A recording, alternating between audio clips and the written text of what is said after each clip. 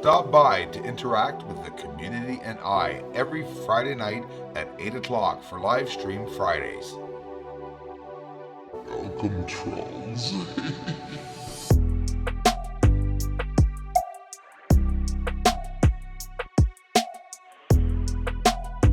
Bruce sees all.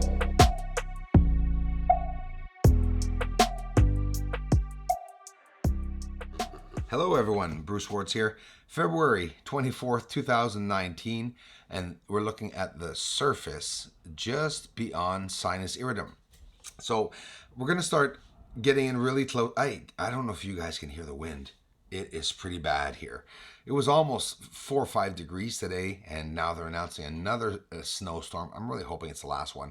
Good temperatures are coming, guys. So China would have landed here in the bottom left part there, and it's understandable. Look at the square there on the right.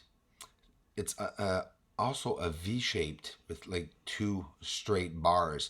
We'll see it in a different inverted, and you'll see a difference in a bit here. So there is definitely structuring there. So that's probably why definitely China said that there was an uneven surface and that they could not land there. But what's the communication? What's I don't know. Why are they there? Are they interacting with another species? If they would have landed there, they would have had to have interacted with another species. So you have to wonder if they're making things up about them going or not. I'm just saying, it's something in my mind. You see the 2 arrows that I just showed you? There's a line going from these 2 supposed craters, and that very square-shaped edge there, and just over top, Bianchini there in the horizon up left, and where I got the structuring with my other telescope. A couple of people are telling me you haven't gone back. Well, actually, one guy did. One jackass said that. And look at the piping here on the bottom. It's all there. It's connections that are going to and from these elevated craters, and they are elevated. They're right off the surface for whatever the reason. And Sinus Iridum, all those bumps there. And oh yeah, you know that shadow right here at the bottom, dead center. We're going to go see that, and you know what? It really almost looks now like a cavern or entrance. And I'll show it to you in a different way, and you'll probably see what I mean by that. So that's where we are, just on the outskirts of Sinus Iridum, just bottom left. That is Sinus Iridum there, part of the apple bite, I call it. Bianchini Crater and the surrounding structures, we'll be checking that out.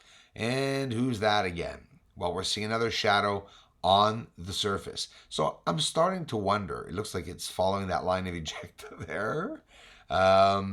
Could these objects be on the surface? We have seen in the past on YouTube, I look around, guys, a crater that has a light going in and out of it. It was posted by a man from either Russia or France. I'm not sure, but either way, it's an amazing video. And there has been a dark shadow on the surface, another video of that dark shadow moving around on the surface. So you have to wonder if it's not something or someone on the surface. Here again, look at it. I mean, it's just, you wonder what the heck it is as it's going by. Could it be debris? Of course. It really can be just debris. Absolutely nothing to worry about, right? For sure. I'm not denying that. But I'm telling you, they're not all debris, because some of these buggers are shooting. Like that one looked dead, just motionless. A void, going by. That could be. This is Tycho Crater. Exposure taken down, of course. And that turquoise baby blue color emanating from Tycho Crater. You got to wonder where the hazes are coming from. They have to be coming from somewhere.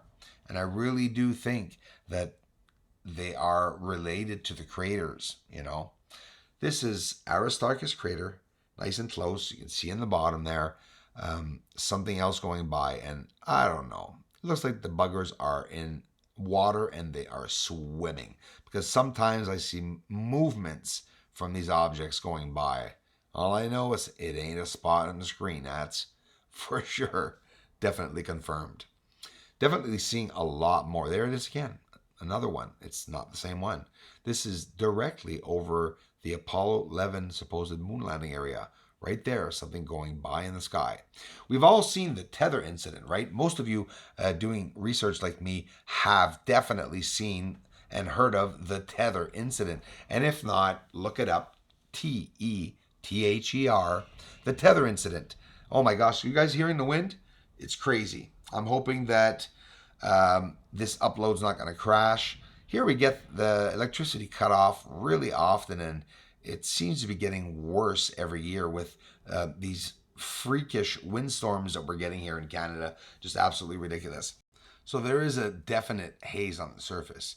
And when we zoom up close like this with the telescope, the 14-inch, well, any type of telescope actually, the closer you get, we see things that appear that are not there and that were not there when we were zoomed out. And that's how the telescope focuses. I looked this up. This is a fact. So when you zoom up, the little craterlets that we don't see being far out begin to appear. You start seeing little objects, natural or not. You start to see them appear, and that way you can get them in focus once you're in there close enough. We see a lot of colors. So a lot of you guys tell me that I'm passing off the surface colors as not being chromatic aberration. Now the blue that you see here obviously could be chromatic aberration. It obviously is. But we're fighting over different things, some of you trolls, because chromatic aberration is not a green surface. We could see the difference when it's a light, when it's not. Look at this dark area right here, guys. Do you see how the angle like this looks more like a cavern now? That is the hardest thing on the surface of the moon. Distinguishing whether things are lying down or are upwards, whether they are inverted, convexed. It's hard to tell the difference. An optical illusion, they say. Well, I definitely believe it. Sometimes we see the craters look like they have a depth, and sometimes they look like mushrooms, like mounds.